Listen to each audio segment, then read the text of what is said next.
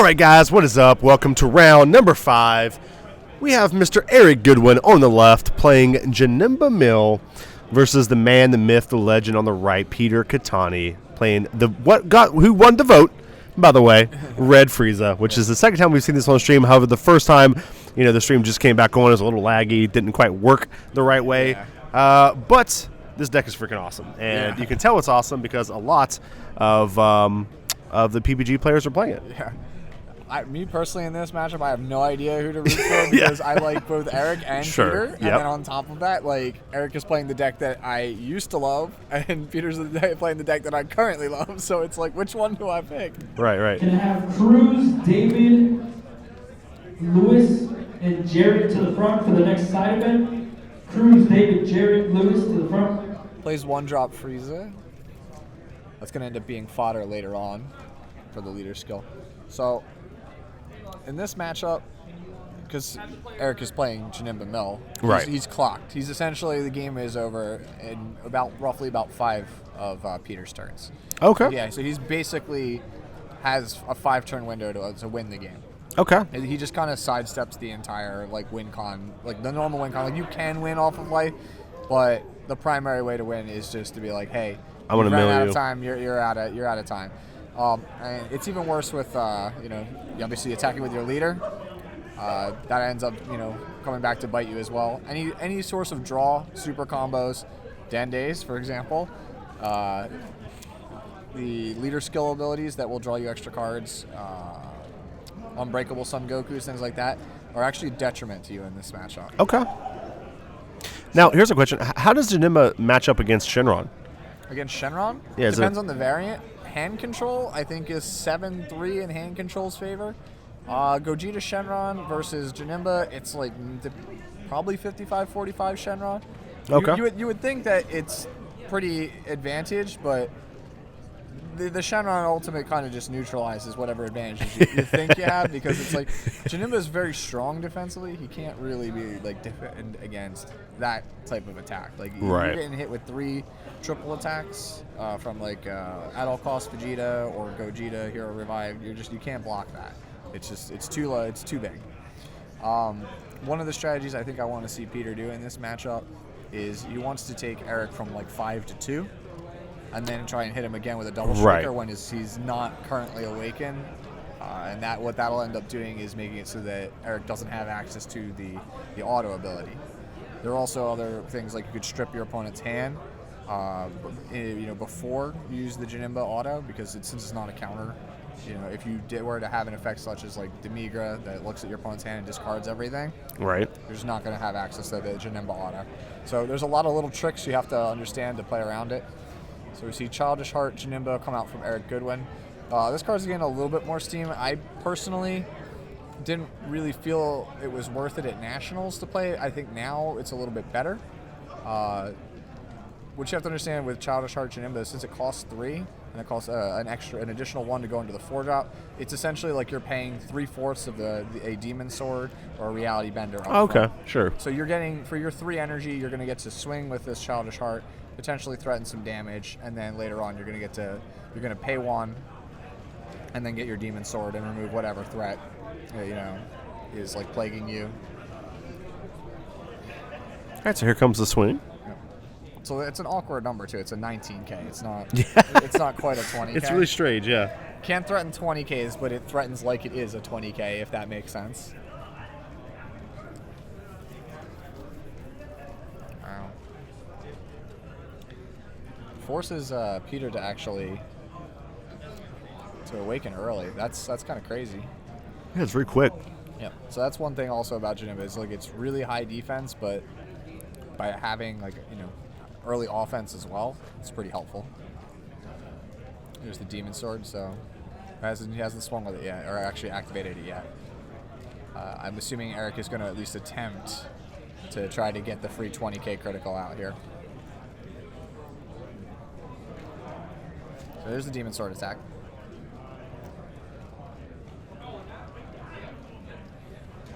Tani mulling over his options.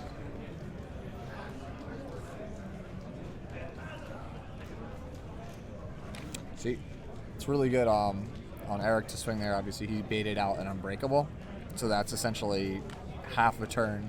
Essentially, you're giving out. It's probably not quite half a turn, but like by using the Unbreakable, you're slowly moving the goalpost. Right. Yeah, in case you guys aren't aware, Janemba Mill, the whole concept of this deck is to essentially take cards off the top of your deck and put them into your drop area. It does that every time it attacks. It does that with 2 cards. And so what it's trying to do is get cards out of your deck, because in Dragon Ball Super, when you draw your last card, you lose immediately. As soon as you draw that last card, you lose. It's not like, oh, I have no cards and can't draw, I lose. It's when you draw the last card. Right. You lose on the spot. So that's why it's really powerful, because your opponent has to defend on 2 fronts. They have to defend from the actual like life-taking aspect of the game, and then they also have to be mindful of the cards they're playing themselves, because if they end up drawing cards, usually we equate advantage in card games with drawing cards. Right. It ends up hurting you in the long run. Yeah, and like in a lot of games, like Magic, for example, Mill is usually a little tough, because if you think about a game like Magic where your opponent has 20 life, if you have 60 cards in deck, essentially to win with Mill, you have to do 60 damage instead of 20 damage. That's like a decent way to look at it. But in our game, you draw a lot of cards. Like you draw obviously a card every turn. Every time your leader draws, attacks, you draw. Super combos draw. And all those draws are not mandatory. I mean, aren't optional. You have to do them. Correct. So because of that, and then you have 8 cards in life off the top of your deck. So that means 6 to start. 6 to start, right? What I usually like to think of is your deck has 36 cards to start with. That essentially means you have 18 Janemba procs to work with. Right. So if your opponent swings at you 5 times, which is roughly about the window that they would get, that is, you have 13 left to work with, and then you get 5 draws off of, your leader plus your turn as well. That's roughly 8-ish, so about 16 cards worth of wiggle room you have to work with. And he played, 2 Unbreakables, a Supreme Kai, Yep. 2 Dendes. See what I mean? So he's wasted 2.5 Janemba procs without really realizing it. Right. Yeah, which is important to remember. That's, I think with our game, Mill is a lot more viable. Yes, because it's very powerful. First of all, less cards in deck, and then second of all, a lot more cards drawn. Magic, you draw 1 card a turn. That's it. Yeah, that's it. Unless you're blue and spending some serious resources, 1 card a turn. Right. Yeah. Passes back to Eric. So Eric is going to hit 4 energy now, which is probably the second most powerful turn in the deck. Obviously, once you hit 5, you're just you're home free. You basically just go an auto win mode. Does have a Zeno button. Eric runs Zeno button, which I actually kind of like that card a lot. I find that it's largely player preference. I prefer when I play the deck unyielding, because I like to be a little bit more proactive with my strategies, but there's nothing wrong with playing Zeno button either. It's, again, player preference, play style preference.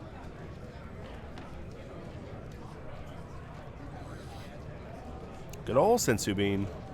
Mm-hmm.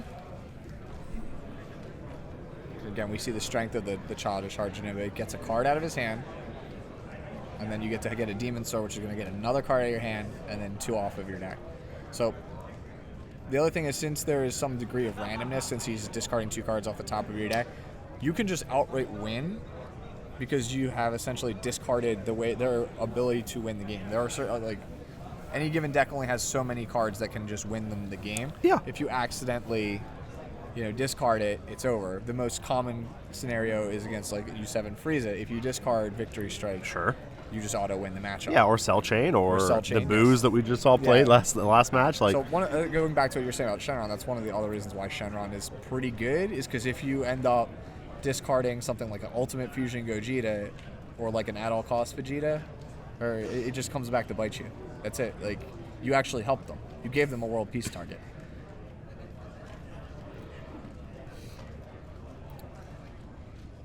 I have to assume that the Dende in Peter Katani's main board is because he probably was anticipating to play against a lot of Shenron this weekend.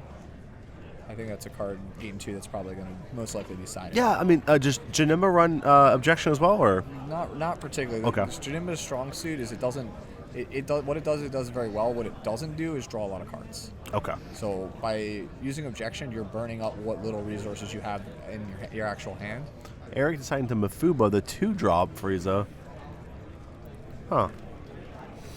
I mean, at this point, he's just trying to slow Katani down. Remember, time is your ally with this deck. You gotta your opponent's got to go fast. That's one of the reasons also why I liked it. Is this deck has a pretty solid matchup across the board. It's not like super oppressive in any matchup, but you just have to live with while still putting enough pressure on your opponent that they waste their ways to win the game.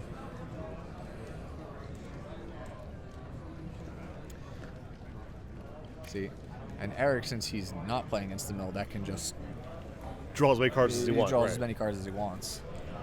You're just on the back foot all the time. Comes back to Eric. So Katani has 2, 3. I'm gonna guess roughly 10 cards in his deck. Yeah, let's see. I don't know if I can count them there. 1, 2, 3, 4, 5, 6, 7, 8, 9. Yeah. So if you're right, if it is 9, he's gonna have 7 now. If he has Reality Bender, he goes to 5. Right. If he has Draws Demon 1 per Sword, turn, he goes to if he 4. if he has Demon Sword, he goes to 3. And now you see like your window to win the game is just suddenly has slipped. Whereas in the Dendays that he played early on, the 2 or 3 Dendays, that's actually a whole turn. Oh, sure. It's a whole turn that he took away from himself. I don't know if he was aware of it.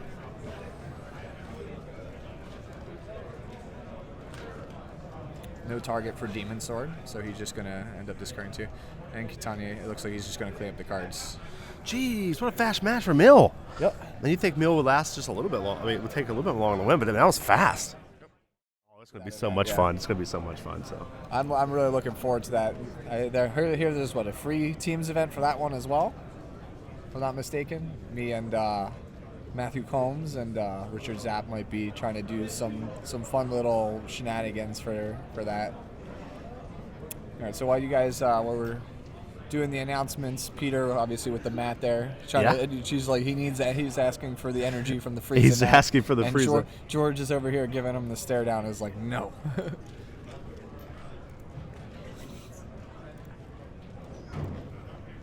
That's actually pretty fortuitous for Peter there, that the first mill target from Eric ends up being a super combo. Again, drawing is bad. This is like Bizarro world. Yes. You don't want to draw here.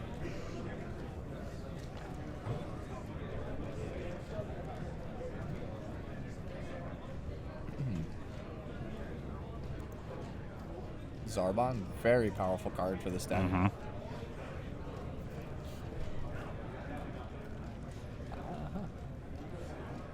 Fortunately, Peter not quite there in terms of being able to awaken yet to really maximize the potential of the Zarbon. Peter is attacking with a 5k Frieza. that might mean he's about to swap, I would imagine, but Yeah. that's just a guess. Takes it. Oh, Eric takes it.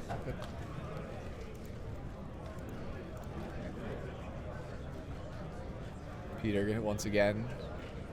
Ooh, the Dendays are still in.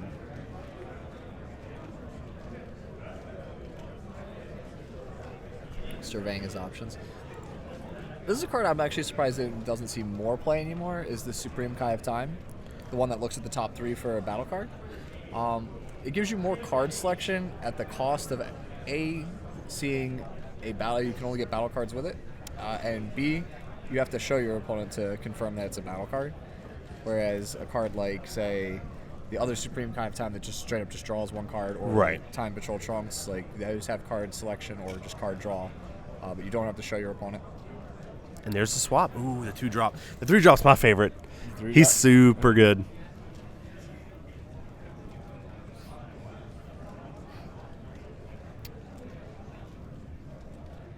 This whole talk about swaps is remind me what the logic behind the Frieza line, just how they look is just very, very, very weird. It's like we start out as little guy, we become big guy, become weird alien looking thing, then become little guy again, right? Right. It just what was Toriyama's editor doing at that time? He was Yeah. just like, we need to go bigger. We need to go bigger. Actually, wait, no, okay, no, never mind. Go back. Go back. Well, it's I think it looks almost like it's like his final form's like his HD form. Yeah. Like he reminds me of Optimus Brown in chat. What up, Dusty? What's up, Optimus Brown? Nice to see you, my man. Thank you so much for watching. Appreciate you being here. Ooh, Eric Goodwin bringing in the Bane, the Frieza's Bane. that this is, once again, we talk about this striving to be the best Son Goku, striving to be the best card in Clash of Fates. Oh, I know. I'll tell you, man. It's such a good card. I know with the upcoming nerf to Storm, people think this card's value has dropped. Maybe it has a tidbit, but it's a card that's still just absurd. It's such a good card. The effect in itself is just insane. I also say, Pat, maybe you agree with me here, but I think Bandai's decision to do what they did with Storm, so ban Goten, limit Trunks, to me shows that they're not going to do a rotation, that they're going to stick with this ban limited list. And I think in a game that's going to have the potential to have thousands and thousands of cards, a card that says your 2 and 1 drops can attack seems to be always getting better instead of getting worse. So oh yeah, it's a huge barrier for aggro decks to have to get past.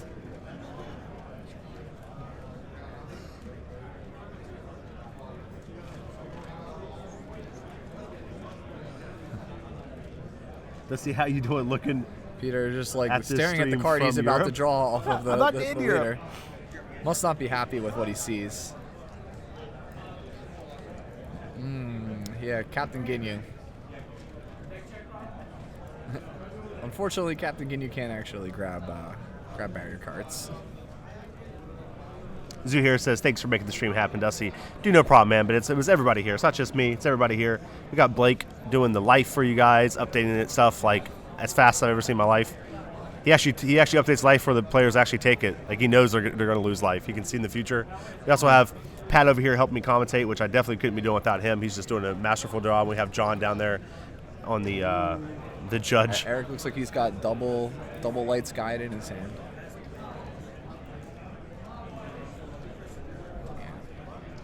Looking at Eric's hand is quite the grip of defensive cards. He has quite a lot of pseudo super combos, quite a lot of. That seems to be the name of the game for the old Janemba Mill deck. Oh yeah. When I was originally testing it out with the guys, I was just like, wow. I feel like this is just a great deck all around. Again, especially against Storm, like you get to win the game by just defending your life. It's awesome. I think that's why you see a huge uptick in its popularity lately. It's just nothing. It plays like nothing else. What's really good against Janemba? What are some good counters to it? Green. Okay. It just Super 17 is like an auto loss matchup. There's nothing you can do. You just lose? Yeah, well, because we're trying to take the game to turn 5. You know who else is trying to take the game to turn 5 and 6? Super 17. And I'm pretty sure discarding my hand and just hitting me with crit is a lot stronger than whatever I can do. Because, again, as we were talking about with this auto on Janemba, when you swing at me with Super 17, you get to discard 2 before I even get to use my Janemba auto. So I can't even really defend myself with the signature technique of the card. Drew Carter to the front. Drew Carter. Eric chooses to charge, striving to be the best. One's good enough. Yeah, I think one's okay. Yeah, right? one's okay. One's enough. Peter is in a color where your options to deal with it are limited to basically Glory Obsessed Prince Vegeta and the 2-drop red Jiren.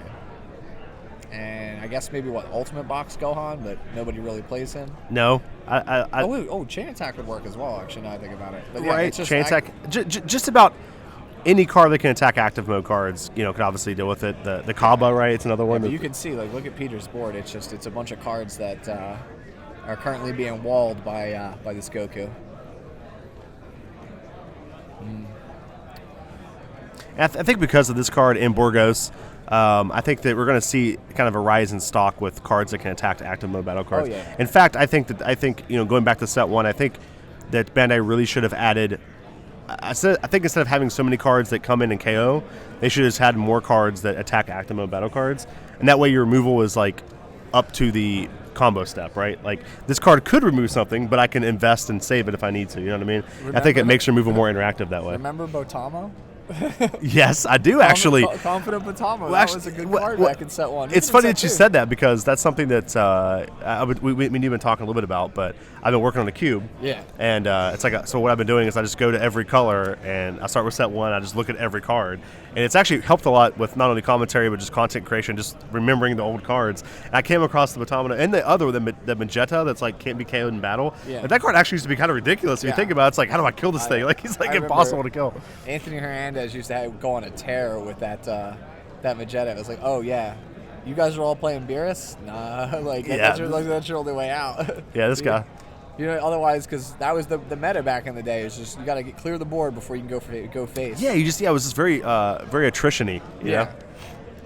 That's why Soul Striker was really good. It was kind of sleeper. Unless you were trying to aggro somebody down with Vegeta, that was pretty good. Yu-Gi-Oh players, that is time in the round. So Peter's choosing not to. Please finish the current phase and fill out those matchups as soon as possible. Thank you. So, Peter is still drawing quite a lot of cards. He must be looking for some specific card he brought in to kill this Goku. You think? Yeah, he's got to be looking for something, and that's one of the other advantages to Janemba is your opponent only has like three. Say they have 3 of this Vegeta they sided in to deal with your Goku. If you mill all 3 of them, you got it.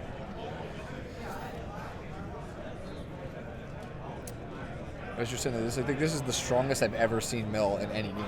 Mill being competitive is like so cool. Yeah, yeah. It never happens. Yeah, I mean the couple times I've seen Mill be competitive, it's almost like it is Mill, but it's more of like a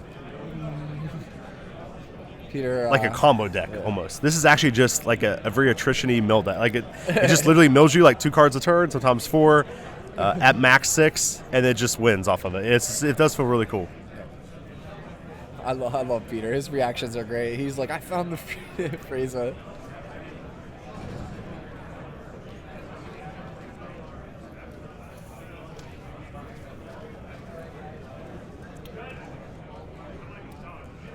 Eric just drawing cards.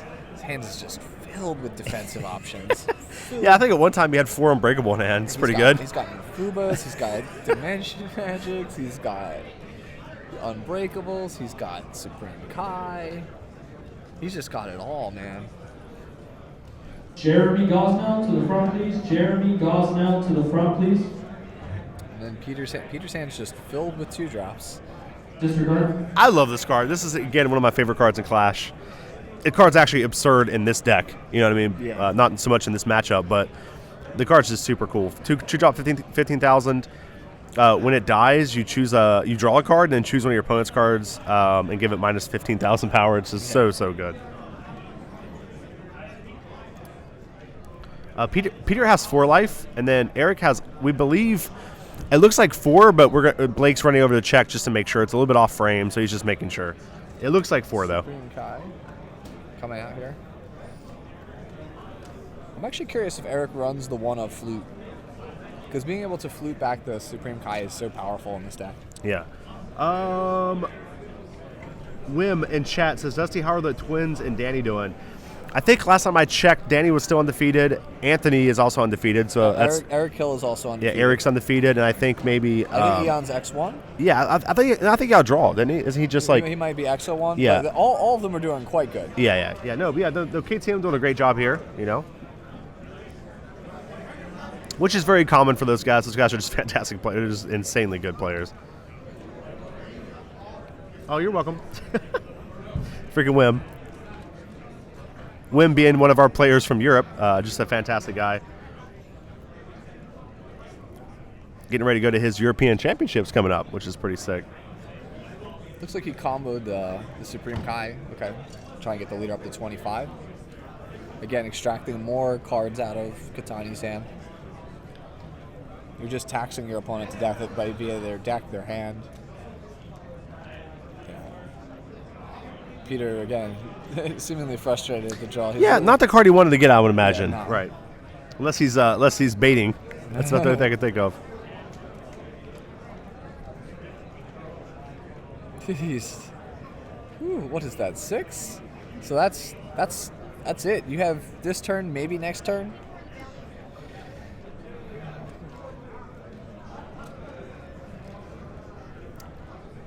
I said, poor Peter.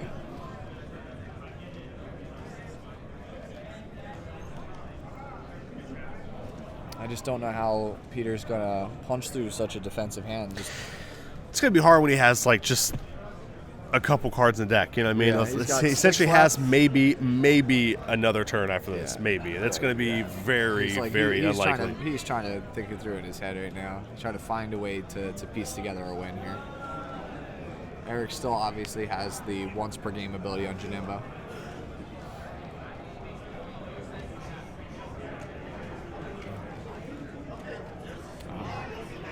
Found it looks like a Supreme Kai, which Yeah, is another Supreme Kai, another right? card that draws you a card.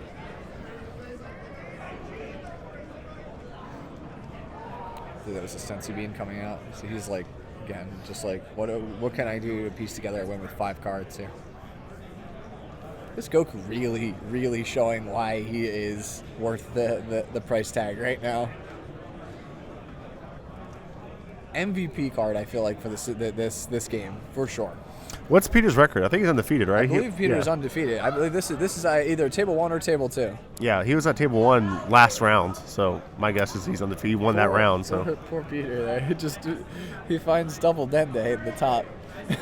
So of his Double Dende. of his 4 cards that are left, 2 of them draw the other 2. Dude, poor Peter, man. How unfortunate.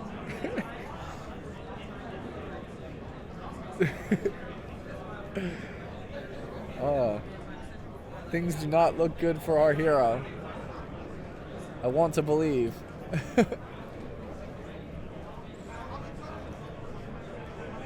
Plays the final showdown, Frieza.